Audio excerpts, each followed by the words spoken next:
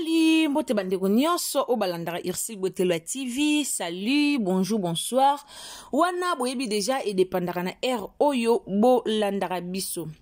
Balobi mama lor scandale bimi makambo bimi malobe lobami batu balobi batu basali o esengelaki ba sala. Alors lelo Irsil Botelo TV aye ko expliquer bino vérité to ye vraiment na version ya vérité ya likambango otozo yoka na internet likambango otozo mona vraiment eye ndongo na internet. Eloko nini oyo eza ko se passer po na mama na biso oto yebi biso nyonso mama Laure Mbongo.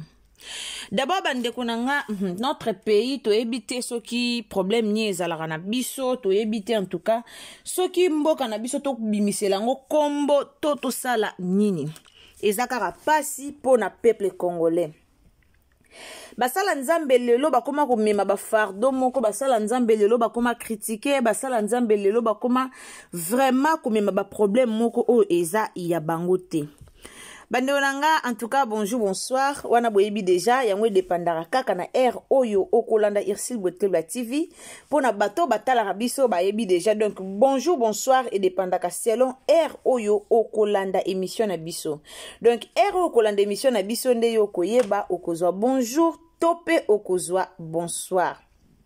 Yango na lobaka mbote na bandeko nyonso o batala biso et dépendara na R oyo bolandaka émission na biso. Bando nanga soki eza mbala na yo ya liboso otombe na Irsil Botelo TV.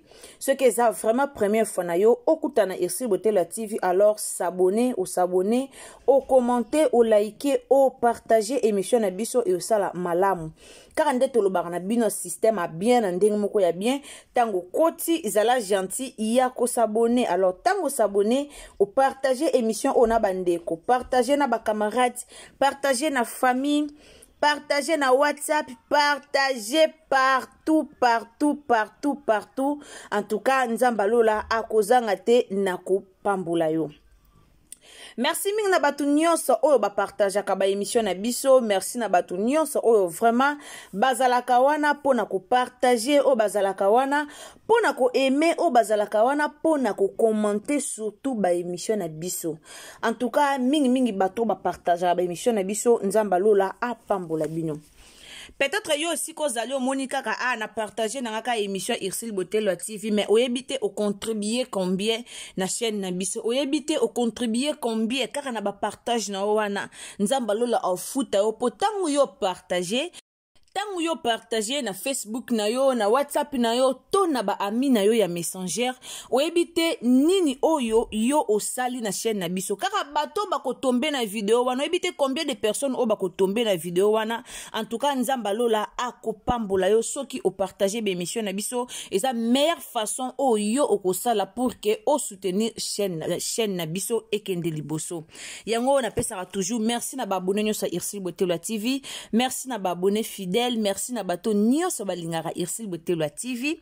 En tout cas, merci.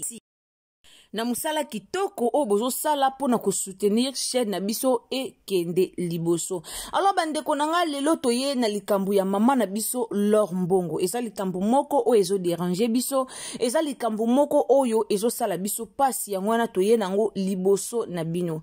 Mama Laure Mbongo aza mama moko o tolingaka mingi, en tout cas aza mama moko oyo akoli kati na bonzambe. Nazasi na tela bino déjà histoire ya mama Laure Mbongo awa na tela bino témoignage na ye toyoka ndenge apesa témoignage na ye. En tout cas mutu nyonso ayoka témoignage ya mama Laure Mbongo. Soki oyoka témoignage ya mama Laure Mbongo te na kotia lien wana na ba stat na se ya bémission na nga na ba commentaire botala bokoyoka témoignage ya mama Laure Mbongo. Aza mutu moko d'abord oyo akoli na famille moko ezalaki riche te. Mama Laure Mbongo akoli na kisensu famille ezalaki pauvre bandeko nanga. Mama Laure Mbongo anyokami bandai kotanga na njil akende bekola okatisa babwatu pour que akende. Mama Laure Mbongo bandaka kosela bwatu papa JP que son âme repose en paix si akufa. Mama Laure a souffrir na vie na ye.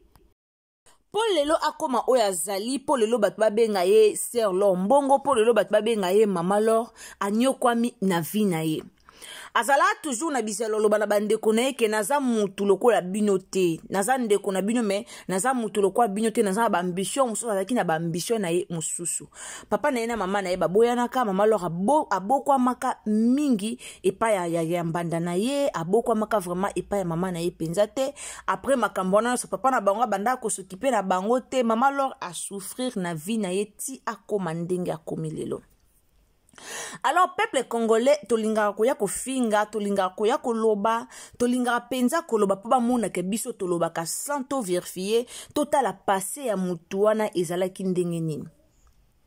Abandaka kosambela bandakala en tout cas abandaka kosambela bandaka na église on medek soki medek boy eza kuna na kisenso abandaka kosambela bandakala mama loro bozomona ayebaki ambition ya zano ayebaki avenir na ye malgré baloba avenir a mutu esimba na maboko ya nzambe mais mama lor nzamba talisaka ede ya futur na ye yango bomoni akangama na nzambe makasi azaka mama moko oyo ata na bu jeunesse na ye asali ba aventure te lokwa ba fille ebele atingamaka na nzambe alanda asalelaka nzambe na ye vraiment na vérité asalelaka nzambe na ye vraiment na bosolo nyonso mama lor ozanga même mbonga transport mais aokatisa po ke église na kisensu aokatisa ke église parfois kutu mbule beti mais ana shota zo mata likolo po akende église alors lelo soki résultat na ye eza malamu est-ce que eza pena moment obiso tokoya to bando lobaka to bando fingaka to bando kritikaka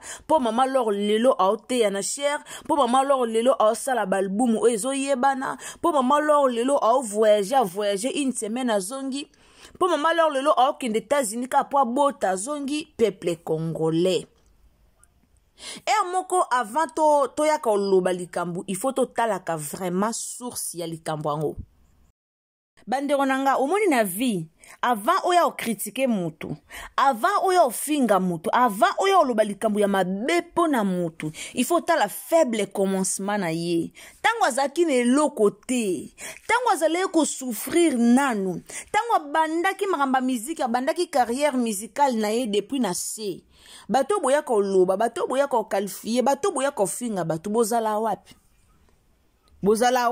na momana bozala te tango mutu abanda ko construire vie na ye tango mutu abanda tonga bandi na fondation aotonga vie na ye banda na fondation bozala te banda na fondation bandi ko mema brique ya vie na ye azo mema brique ya vie na ye malembe bozala te mais bino boyaka ka tango si mutu asilisi kotonga vie na ye boyaka ka na conclusion boyaka ka mbamo tango likambo esi esili boye bandi ko bimisa ba makambo na ndenge na bino boye bandi ko bimisa ba makambo na ndenge na bino bande onanga problème oto olobela e bandaki ndenge nini. S'il vous plaît, la famille, sur les ambalano ya liboso tombé na Irsil Botelo TV. Vraiment, zala gentil quand de tolobara. Soki eza vraiment première fois na yo, au visiter chaîne Nabiso, ndeko nanga, ndeko maman, ndeko papa. Zala gentil, ya ko s'abonner, ko partager, en tout cas, et vous allez bien. Partager émission Nabiso na bandeko, partager anguna libota, partager partout, et ko zala malamu mingi. Problème o nyoso e uti uwapi. E bandaki na video moko circulaki ya ndeko moko abandaki koteya azalaki tantine moko abandaki koteya alataki ba jupe moko ekangaki alataki robe moko ya noir eseraki ye nzoto ekangaki ye nde esika makambu nyonso e bandaki tomonaki ba video ya mama na biso centre mbui esirkilaki nango palataki pantalon na ye kangaki ye me ataki chemise na ye ya mulai esika babiloko nyonso ebandaki yango wana lelo mama lor mbongo aza victime ya mafinga lelo mama lor mbongo aza victime ya batu kofinga ye ya batu koloba na ye pourquoi akoyi koteya te mama lor akoma ko exagérer mama lor akoma boye toyo kweya na likambo na video moko mama lor abanda koteya na église abanda kote ya église video wana nde créer ba problème o nyonso bande onanga mama lor mbongo oyo tomonaka ngana lobango na sepela na look mama lor mbongo kotala look na ye ezalaka vraiment kitoko mama lor alataka bien na mona nanu mama lor na cherté alati pantalon alataka très bien ateyaka pe très bien asalaka ba evangelisation na ye na banzela na ba wenze akendaka koteya même na nzela même na wenze Mais lelo maman leur a mérité ma finga po batu ba moniye abongi ba moniye aoteya batu ba lobini ke o nyoso ko luka mbongo mwasa ko ko teya te maman leur ko ko sala boye te yekuta koma boye yaya vi basala ngona brillante yo soko vandaka na yo oluka osala vie na brillant mais yeba ke ena bato basala ka vie ba okoma ngomba moko na papier propre. Pour nous l'accès que vie auto vivre babanda ngo na brillanté okoki jamais obanda vie na yo na brillant jamais okoki jamais kota vie na yo na brillant jamais mais ça bato belé ba osa ba vie na bango aocha na vie na brillant lobi na bongisa lobi na osala boy ana sala ka boy lobi na osala boy ndeko mama ndeko papa ndeko yaya soko komaka vie na yo na brillant obando zalaka na obando salaka ki jalousie na baninga obanda kwa enviaka vie ya baninga mama lora mutu mo asela nzambe emsu ba dimi oya pesa na vie yo yebite lelo nzambe exauça prière na po akoma ndenga komibwe oyebite abanda oluka nzambe ba sacrifice oya sala ya omata mangenge ya olala libanda ya olala na butu mbule ebeta na butu amati ngomba olala na ngomba mbule ebetele na ngomba ba sacrifice bat basala boyeba te mais boyaka kaka ko critiquer boyaka kaka so bomoni mutu abongi bobandi ko finga bobandi ko loba mama leur penda za boy est-ce que boko qualifier mbongo akisi mama leur mbongo ka moko o azabwe est-ce que ezapena mutu ko qualifier que mama leur mbongo ana mbongo akisi pourquoi congolais vous êtes comme ça asala d'effort ebele na vie na ebele yana batu musu na vie avant kutu yo obandolo ba pona vie na ye olobino kamba moke te nzamba na drop pambula ye yana batu musu na vie avant yo bandolo ba vient okutu omi lobeli no kaka nzambe ana droit yo pambula mutoyo oui avant banda o te yo moko olobi pena te nzambe merci po wana droit no yo pambula muto ba sacrifice boni lelo botala yango te bokoma so bomoni muta bongi ka simbikisi boyeba te mutu wana bandaki wapi bokendaka botalaka yaya botalaka rétroviseur tala ba faible commencement mama leur mbongo ata bobi botia ba clip na ya kala botala yango bomona façon mama leur mbongo azalaki boromona alors akoki jamais ko demeurer kaka ndenga azalaki tango élévation eza tango nzambe opambola il faut bomona ke nzambe opambola lelo bato bakoma ofinga ma alors azaka mwindo atia choko yaya série wana musa bando yeba mafuta loposone te bomoni série wana ya mama alors abando yeba mafuta loposone te siko tango nzambe pamboli na nyoso il faut yeba mafuta ding oyo ko switch loposone nice il faut yeba mafuta ni oyo ko bongisa ye bino bokasa mutu soki akomi na mbongo azaka ndenge azalaki te azandenga azalaki te befort oyo asala na vie nde ekoma ofuta ye ndeko eza bandeko mosusu bayeba koluka te bavanda kaka tongo avandi poko avandi makasi oluka eza te kaka kosenga kabelanga pesanga boye kabelanga ale temps bamona bandeko mosusu baobonga epesa jalousie ekotaki motema mabe botalaka esika ya otielaki motema mabe mama lor ateyaka aoteya ezaka te ke o ba mibali kande bakoteya ba basi bakoteya te nzambe asalaka relation na ye na mutu nyonso nzambe abengaka mutu nyonso tango nzambe abengaka mutu ezala te ke o na obenga mwa mobali o mwa mwasi non ezala pona mutu nyonso alors botikaka ko négligeaka ba pela nzambe so oza mwa mwasi obengami soko obengami ozala servante de Dieu obengami servante de Dieu tona ba pasteur basi to mona ba oteya ba mama biso mama biso Joël ba oteya mama Joël Kabasele ateya kaza mwa mwasi mama olanga zaki na ministère munene aza mwa mobali azala mwana mobali te papa olanga zaki na sima mais mama olanga zaka na ministère moko munene azaki mwa mwasi lelo tokoma na ba prophétesse malonga tokoma na ba prophétesse malonga nzambe tanga benga muto atala sexte atala te ke muto no benga za mwa mwasi to mwa mobali atala raté bandeko totika distraction totika ba distraction inutile mama loro te ya aza mwasi ateya ka bien eza batebele boyebi combien de personnes o ba bongola motema grâce ya mateya mama loro mbongo. Est-ce que boyebi nombre de personnes o ba bongola motema o ba changer vie ba o peut-être bazaki na milangwa ba o peut-être bazaki na kimoyibi ba o peut-être bazaki na kindoki mais ba bongwana ba changer ba décision motema na bango grâce ya mama loro boyebi eza combien de personnes? Est-ce que boyebi nombre batuana? Mais pourquoi boyaka mbamoko ko akize, boyaka kufinga, boyaka kuluba pona nini? Pona nini la famille? So nzambe de lo pambola mama lo a profité na vie na ye. Nzambe opambole po ye pasalela nzambe. A osela nzambe na solo. Yo raison a limité. Tant baninga ba osala ba opesa ba 1/10 po efongola bango. Tant baninga ba osunga ba orfele po ba pambwama. Tant baninga ba otala ba makamsu yo mambwana otala ngote yo ebi ngote. Yo ebi ngote. Ya yo ebi orphelin, o ebi orphelin te. Yo ebi osunga ba vieillard, o ebi osunga ba vieillard te. Oyebo sabile kwana te. Alors kozala ke tonete so bato ba osala ba osunga. Kozala ke tonete so bato bazo kaba, bato bazo sunga, bato bazangi, bato ba ede babola. Kozala ke tonete so nzambe bazo pambola bango. Nzambe fwa pambola ka bango po ebike so na pamboli muto ozali pamboli po na mutu boye. Yango ne bomoni nzamba pambolaka. Ayebi ke sona pamboli oyo ozali pamboli pona mutu boye. Ozali pamboli pona intel, ozali pamboli pona mama songolo, ozali pamboli pona papa songolo. Yango bomoni nzamba lola apambolaka asungaka. Asungaka ba o basunga, asungaka ba o basungaka. Ezalaka donné boye bango te. Mukili intérêt. Nzambe kuna lola amutu intérêt. Sunga babola, pesa badimi, zana bizelo kaba po ke nzamba pambula o.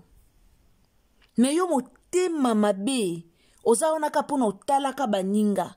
Oza anaka pona critique, ko kritikaka baninga.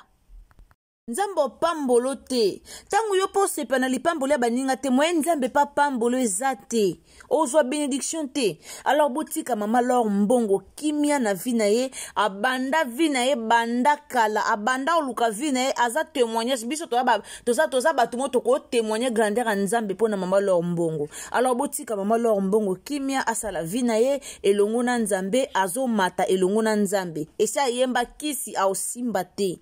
Donc o nyoso bolo ba na ye wana eza nango blo mobo o eza nango na tina moko te. Botika mama lor amata na ye dans le Seigneur na kimia nyoso malembe elongo na nzambe nde tokolonga. Alors merci beaucoup na batu nyoso o bolandaka Irsil Botelwa TV. Ndeko nanga yo o koti en tout cas na kombo ya nzambe. Yo o koti na mawanzambe na bondeli yo panza video oyo. Kubomba video opo na yo mokote na bondeli yo ndeko nanga kende kaka eplise esika bakomi partager pona bato ba telefone na bango na anglais au mona esika o bakomi share. Po o share na baninga mona esika bakomi share o share o mona place bakomi partager o fini wana ekomema yo na Facebook ekomema yo na WhatsApp ekomema yo na ba messenger ekomema yo partout oyo o ko partager émission na biso. En tout cas to partager yango nzamba lola akozanga te na kopambola yo yo ozwi likanisi ko partager be émission na biso. En tout cas nzambe ya mawa akopambola yo ndeko nanga esika nyoso oyo o kozala. Merci beaucoup na batu nyoso o basutena chaîne na biso. Boza ebele o bosutena ka chaîne ya Irsil Botelwa TV, bato bazo bengaka biso nzamba pambola bino, bato bazo komantaka, bato yo bazo komelaka biso. En tout cas nzamba lola amona bino, bato nyoso o bozo koma o bozo pesa ba remarque o bozo féliciter biso na musala o tozo sala. Nzamba lola vraiment amona bino akanisa misala na bino ekende liboso na kombo na Yesu. Alors bandeko na nga toyebi ke toza déjà na décembre. En tout cas nazo rappeler yaka bino toza na décembre ndeko nanga matin na vie de prière matin na vie ya losambo nzamba lola a pambola biso to kota 2024 na kimia nyonso en tout cas to matin na prière activer penza mode à prière activer penza mode à prière wana matin na prière matin na losambo matisa vie de prière na yo kozala te mutu ya vie de prière muke donc activer mode à prière donc activer vraiment mode wana ya prière et kosala malamu mingi soki eza mbala na yo ya liboso otombe na Ursule Botela TV. Si c'est la première fois vraiment, au visiter chaîne Nabiso ndeko maman ndeko papa, au s'abonner, au commenter, au liker, au partager. Nzamba lola aruzanga te na kopambola bino. Merci mingi na basu nyonso o bokomela kinga lobi na tongo. En tout cas na zuba demande na bino nzambe nanga a pambola bino et ozala malamu mingi. Wana tokutani à la prochaine occasion soki Yesu a zongite. Bisous. Bye. Tobosana ba j'aime te, tobosana ba partage te, tobosana ba commentaire te. Commenter tika liloba ya malamu pona mama Laure Mbongo. Soki vraiment olingara mama Laure Mbongo alors tika liloba ya malamu. Bisous. Bye.